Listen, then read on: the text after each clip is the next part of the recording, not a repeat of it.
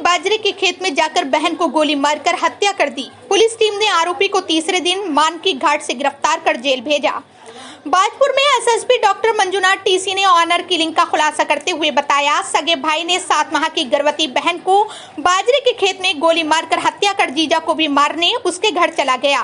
भीड़ एकत्रित होने पर फरार हो गया। पुलिस टीम ने मनकी घाट से आरोपी को 12 बोर के अवैध तमंचे एवं जिंदा कारतूस के साथ गिरफ्तार कर जेल भेजा। एसएसपी डॉक्टर मंजुनाथ टीसी ने बताया, ग्राम महुआ डाली ढकिया नंबर 1 निवासी पवन कुमार पुत्र भीमसेन ग्राम जगतपुर निवासी सोनम पुत्री रामचंद्र से प्यार करता था और सोनम भी इसे प्यार करती थी। सोनम के परिजनों ने उसकी मंगनी तय कर दी, जिस पर सोनम अपने प्रेमी पवन के पास गई। उसने कहा, मेरे घर वाले मेरी शादी करने जा रहे हैं, मुझे शादी नहीं करनी है और मुझे यहाँ से भगा कर ले चलो। 4 दिसंबर सन 2023 को इन लोगों ने मेरठ जाकर किसी मंदिर में शादी कर ली। ये वहीं पर रहकर मेहनत मजदूरी करने लगे और मामला शांत होने पर शादी के 4 माह बाद अपने घर महुआ डाली में आ गए। सोनम का भाई राजीव तोमर इस प्रेम विवाह से बहुत ही आक्रोशित था। दोनों ग्राम मात्र थोड़ी सी ही दूरी पर हैं। रास्ते में आते जाते लड़की की मां लड़की से बात कर लिया करती थी, लेकिन परिवार का कोई और सदस्य बात नहीं करता था। राजीव तोमर ने शादी के बाद से ही सोनम और उसके पति पवन की हत्या की साजिश अपने दिमाग में पहले से ही रच ली थी। मौके की तलाश कर रहा था। 3 सितंबर को लगभग 3 बजे दोपहर को सोनम अपनी भांजी के साथ फ्रेश होने के लिए बाजरे के खेत में जाती है। उसकी भांजी उससे कहती है कि मामा झाड़ियों में छुपा है। सोनम भाई को देखकर भागने लगती है। भाई भागकर सोनम की चोटी पकड़कर उसे नीचे पटक देता है और 12 बोर के अवैध तमंचे में कारतूस भरकर उसे गोली मार देता है और भांजी डरकर वहां से भाग जाती है और घर पहुंचकर बताती है। घटना स्थल से राजीव भी भागकर पवन के घर चला जाता है और कहता है कि तुम लोग कोई मत बोलना, आज मैं पवन को भी जान से मार दूंगा। लेकिन पवन घर पर नहीं होता है, वो बाहर गया होता है। जैसे ही पवन को सूचना मिलती है, घटना स्थल पर पहुंचता है। वहीं पर भागकर फिर राजीव तोमर पहुंच जाता है, लेकिन वहां पर भीड़ एकत्रित हो जाने के कारण राजीव तोमर भी वहां से भाग जाता है और पवन खेतों में जाकर छुप जाता है। इतने में ही सुल्तानपुर पट्टी चौकी इंचार्ज अर्जुन गिरी पुलिस फोर्स के साथ मौके पर पहुंच जाते हैं। पवन घटनास्थल से भागकर स्वार पहुंच जाता है। राजीव तोमर के दोस्त ने कहा, तू सरेंडर कर दे, पवन को मारकर ही सरेंडर करूंगा, वो बोला और उसको करने के लिए फिर से आया। कोसी नदी किनारे मानकी घाट पर मुखबिर की सूचना पर घेराबंदी कर राजीव तोमर को 12 बोर के अवैध तमंचा, एक खोखा कारतूस और एक जिंदा कारतूस के साथ उसको गिरफ्तार किया गया। पुलिस ने आरोपी को न्यायालय में पेश किया, जहां से उपकारागार जेल हल्द्वानी भेजा गया। पुलिस टीम में कोतवाल Naresh Chauhan, SSI Vinod Fatriyal, SI Arjun Giri, SI Vikram Dhami, SOG SI Prakash Chand, constable Manoj Mathpal, Sachin Kumar, Deepak Kumar आदि मौजूद थे।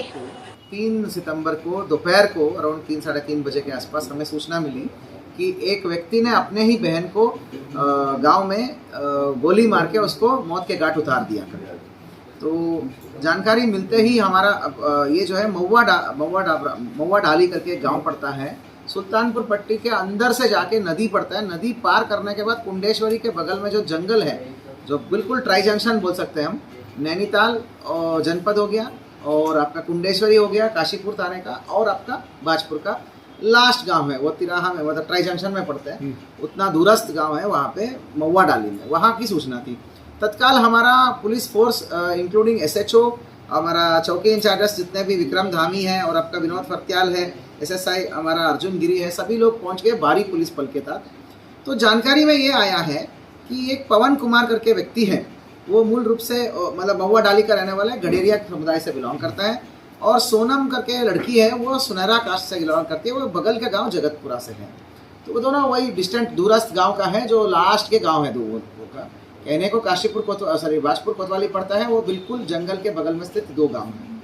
तो 3 सितंबर मतलब 3/9/2023 को लगभग 1 साल पहले ऐसा हुआ था कि ये जो सोनम है और पवन आपस में प्यार करते थे। तो उससे पहले ऐसा हुआ था, इसके सोनम के 4 भाई है, इसमें सबसे बड़ा भाई राजीव है।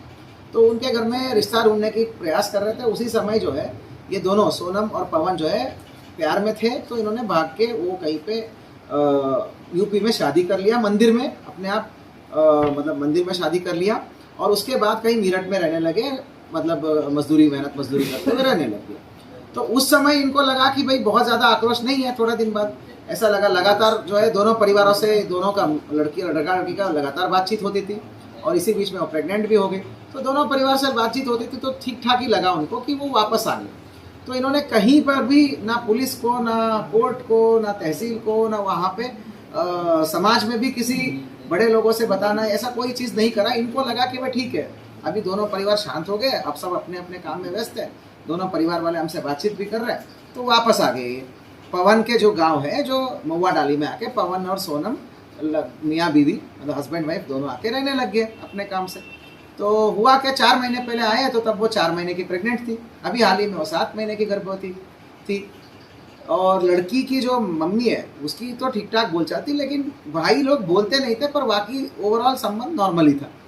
परंतु ये था कि ये अब तो पता चला कि ये जो राजीव तोमर है, सबसे बड़ा भाई है, वो तो अंदर अंदर ही दिल में खुन्नस रखता था। कभी उसने खुलेआम जाके धमकी नहीं दिया, कभी उसने गांव वालों को नहीं बोला, कभी उसने लड़के के परिवार को डायरेक्टली जाके बोला नहीं। जब से ये वापस आए तब से कभी जाके धमकी नहीं दिया, ना किसी को बोला, लेकिन अंदर खाने बहुत दिल में बहुत खुन्नस रखता था। एक सोची समझी साजिश के तहत वो जो है कल जाता है 3 तारीख को, 3 तारीख के दिन में ही डिसाइड कर लेता है और पूरा तमंचा और उसके जो है तमंचे के साथ साथ जो है पर्याप्त मात्रा में राउंड कारतूस वारतूस सब लेके चला जाता है। और पहले जाता है वो सीधा वो सोनम के घर में, मतलब पवन के घर में, हस्बैंड के घर में जाता है। उसने जानकारी मिलता है कि वो तो खेत की तरफ गई है फ्रेश होने के लिए करके।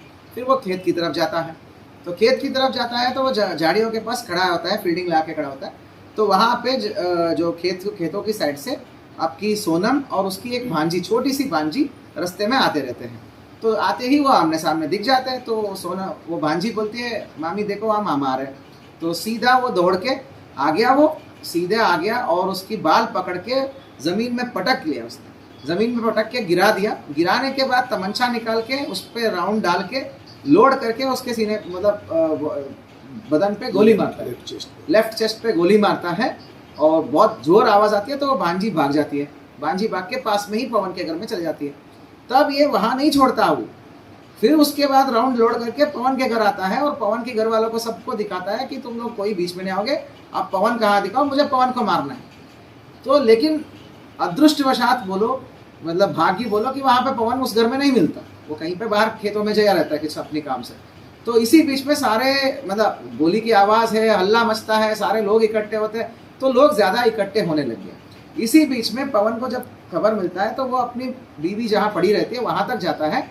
ये चीज़ दिख जाता है इसको, किसको, आपका राजीव को। राजीव भी भागता है, लेकिन गांव के सारे पब्लिक इकट्ठे हो जाते हैं। तो पवन जो है आगे भाग जाते हैं, वो छोटा छोटा नाली कूद के खेतों में अंदर चली जाता है। तो ये भी उसके पीछे भागता है। परंतु उस दौरान सारे गांव तब तक जो है 5-7 मिनट हुआ रहता है, पूरे गांव देहात में तो तुरंत लोग इकट्ठे हो गए। तो इकट्ठे होकर ये राजीव के पीछे पहुंच जाते हैं सब लोग। राजीव को पकड़ने के लिए हल्ला मचा के राजीव के पीछे दौड़ते हैं। तो राजीव पैनिक होकर वहाँ से भाग जाता है, गन्ने की खेतों में भाग के वो कुंडेश्वरी इलाका और जंगल इलाके में भाग जाता है।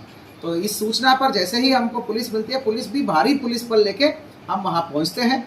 सबसे पहले तो पवन की घर के पास जो है भारी पुलिस बल तैनात करते हैं हम लोग, क्योंकि हमें अंदेशा था कि भाई ये फिर से कुछ अटैक ना कर ले। पवन और उसके पूरे घर परिवार के सामने हमने भारी पुलिस बल तैनात किया, असलेबंद कांस्टेबल तैनात किया, पूरे गांव का कॉम्बिंग किया, लड़के के घर वालों के सबको लाकर हमने विस्तृत पूछताछ करी।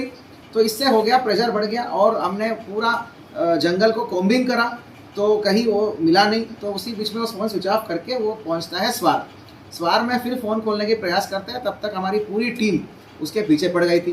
तो इधर शव को कब्जे में लेकर हमने पंचायतनामा पोस्टमार्टम की कार्रवाई करी और उसके बॉडी के अंदर से बिट होता है, जो कारतूस का बिट हो गया और पैलेट्स हो गया, सब निकाला गया। और पंचायतनामा पोस्टमार्टम करने के बाद उसी दिन शाम को हमने 302 का FIR हमने लिख दिया, दर्ज कर दिया। तो अल्टीमेटली जब लगातार हम उसके पीछे पड़े तो ये हमें जानकारी मिला कि ये फिर से पवन को मारने के लिए ही आने वाला था। तो उसने अपने किसी दोस्त को संपर्क करके बोला कि मैं पुलिस में सरेंडर कर लूँगा, लेकिन पहले पवन को मार के सरेंडर करूँगा। तो इस अंदेशा से हमें पता था कि किस तरफ से आएगा, किस रास्ता से आएगा। सर्वेलांस के माध्यम से और मैनुअल के माध्यम से हमें अंदेशा था जिसके यहाँ से वो जिस गांव के यहाँ होते हुए जाएगा। अंततः कल शाम को ये मान की घाट सुल्तानपुर पट्टी से हमारी पुलिस टीमों ने गिरफ्तार कर दिया है। इस आदमी को किसी भी प्रकार का रिपेंट या रिजेंट मतलब क्या बोलते हैं, पश्चाताप या